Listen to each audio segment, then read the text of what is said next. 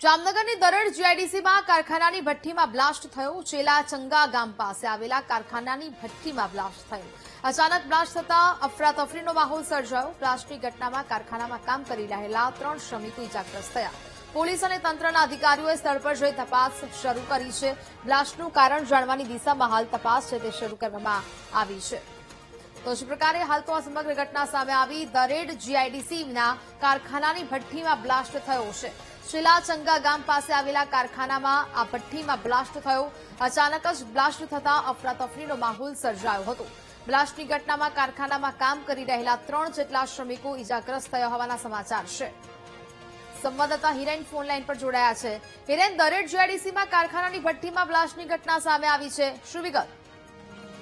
જી, ચોક્કસ જણાવ્યું હતું કે જે જામનગરના જે દરેડ જીઆઈડીસી વિસ્તાર છે જ્યાં એક ભઠ્ઠી આવેલી છે તેમાં જે બ્લાસ્ટની ઘટના છે તે સામે આવી હતી। જે બ્લાસ્ટ એટલી હદે થયો હતો કે 3 જેટલા જે મજૂરો હતા જે કામ કરી રહ્યા હતા 3 જેટલા મજૂરોને ઈજા પહોંચી હોવાની જે વિગતો છે તે સામે આવી રહી છે। તો આ જે 3 મજૂર છે તેને સારવાર અર્થે ખસેડવામાં આવ્યા છે।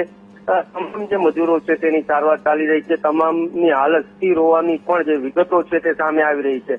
હાલ આ ઘટનાને લઈને પોલીસ દ્વારા પણ તપાસ આરંભવામાં આવી છે। તો બીજી તરફ આ જે ભઠ્ઠી છે તેમાં જે ગેરકાયદેસર કોઈ પ્રવૃત્તિ થાય છે કે કેમ તે અંગે પણ તંત્ર દ્વારા પણ તપાસ આરંભવામાં આવી રહી છે। જી બિલકુલ હિરેન, જાણકારી બદલ આભાર।